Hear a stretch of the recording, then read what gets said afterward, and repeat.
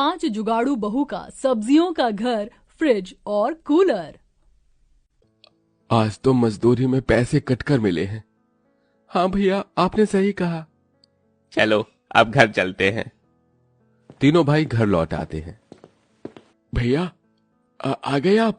ये लो पानी P low. घर में कोई दिखाई नहीं दे रहा, कहाँ गए हैं सब लोग? मेरी पत्नी और आप सभी की पत्नियां नदी किनारे गई हैं पानी लाने के लिए।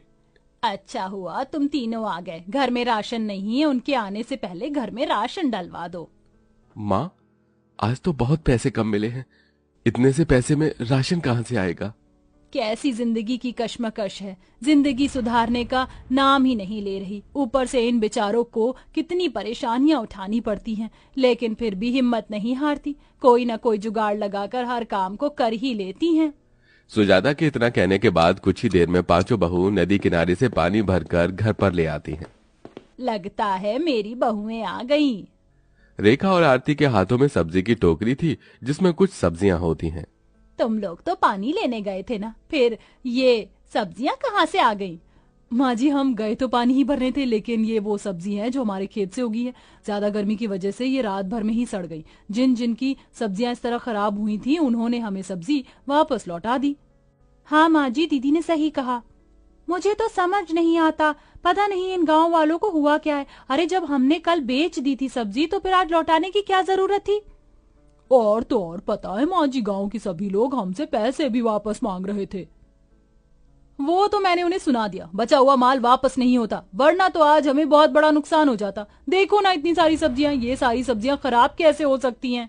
क्या ही कर सकते हैं बहू, घर में ही इतनी गर्मी है कि इस गर्मी में हर एक चीज खराब हो रही है। अब हमारे पास कोई फ्रिज तो है नहीं जिसमें हम सब्जियों को संभाल कर रख सके।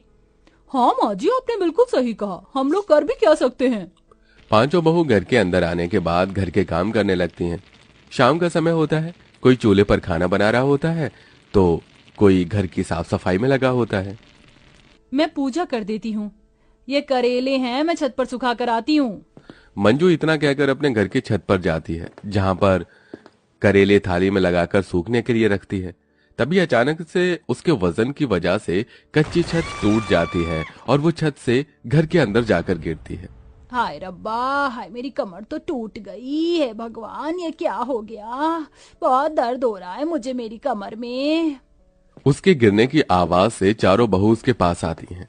अरे अरे, ये क्या हो गया? तुम तो छत से नीचे लुढ़कते हुए गिर गई। ऐसा भी क्या हो गया था? तभी कहते हैं खाना कम खाना चाहिए, नहीं तो वजन ज्यादा होने की वजह से ऐसी दुर्घटना की संभावना बनी रहती है। खुशी की बात सुनकर सब लोग उसका मजाक उड़ाने लगते हैं। हम लोगों का वही हाल है, गरीबी में आटा गीला, कोई काम ठीक से हो ही नहीं सकता। अब देखो ना, छत टूट गई हमारी। परेशान क्यों हो रही हो? छत का जुगाड़ तो हम कर ही लेंगे। वैसे भी पूरे गांव में हम लोग फेमस जो है जुगाड़ू बहुओं के नाम से।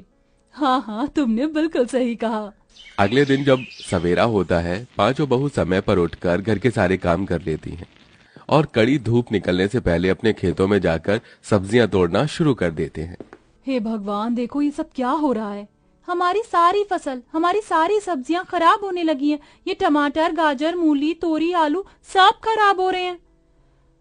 ये सब तो गर्मी की वजह से ही हो रहा है। धूप भी तो बहुत तेज निकलती है। थोड़ी सी बारिश हो जाती तो अच्छा रहता, लेकिन बारिश होने का नाम ही नहीं ले रही। अपनी सब्जियों की ये हालत देखकर पांचों बहुएं वहीं खड़ी की खड़ी रह जाती हैं। हमारे पतियों को दिहाड़ी नहीं मिली, ऊपर से कार्तिक रकुल दोनों को कहीं नौकरी भी नहीं मिल रही। जो भी खेत में बची कुची सब्जियां आए उन्हें निकाल लो, उन्हें बेचकर शाम के खाने के लायक पैसे तो कमा ही लेंगे। खुशी के ये कहने पर पांच बहू मिलकर सब्जियां तोड़कर टोकरी में रख लेती हैं।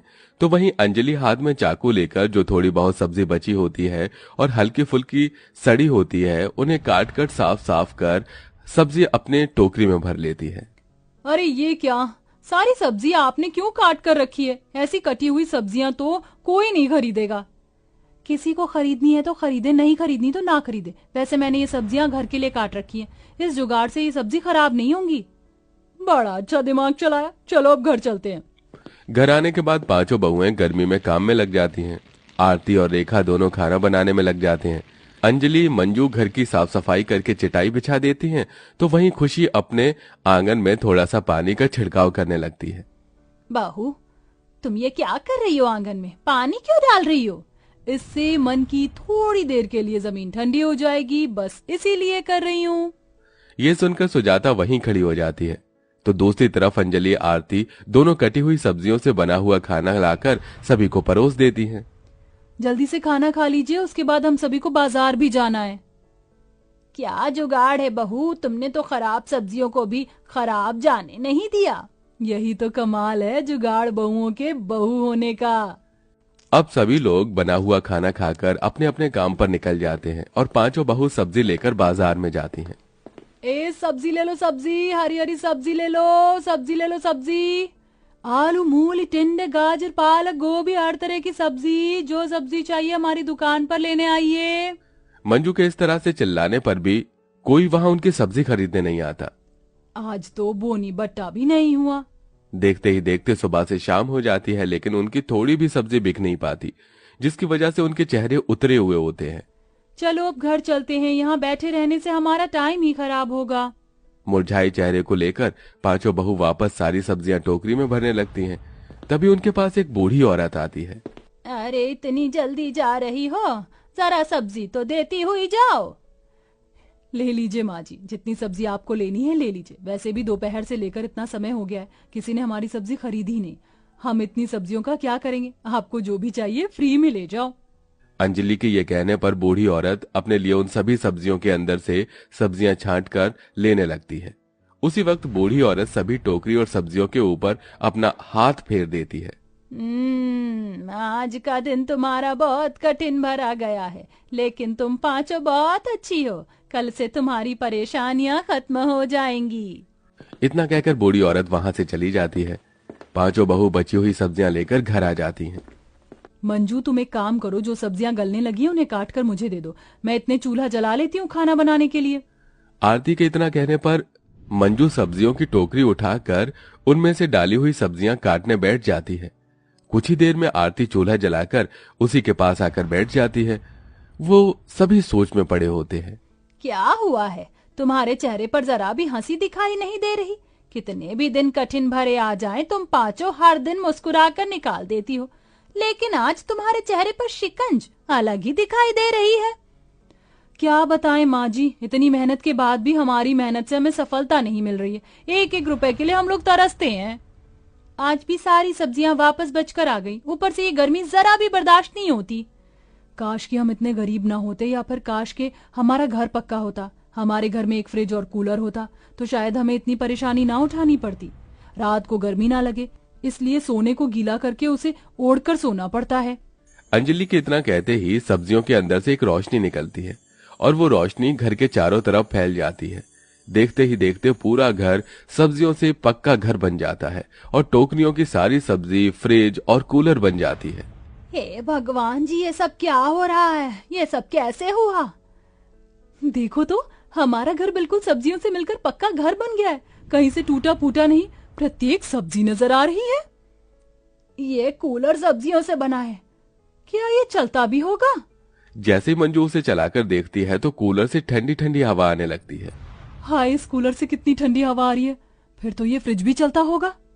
जैसे ही अंजलि फ्रिज खोलती है, वो फ्रिज बहुत ठंडा होता है और उसके अंदर खाने पीने का सभी सामान उपलब्ध होता है।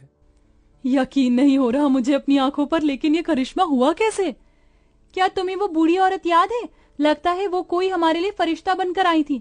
उसने हमारी सभी परेशानियों को खत्म कर दिया। अब हमें घर में जुगाड़ लगाने की जरूरत भी नहीं पड़ेगी। इस तरह पांचों बहू जहां उदास बैठी थीं, उनके चेहरे पर मुस्कुराहट आ जाती है और वो अब अपनी सब्जियों के घर में सब्जियों से बने फ्रिज और कूलर के साथ खुशियों से रहने लगती हैं।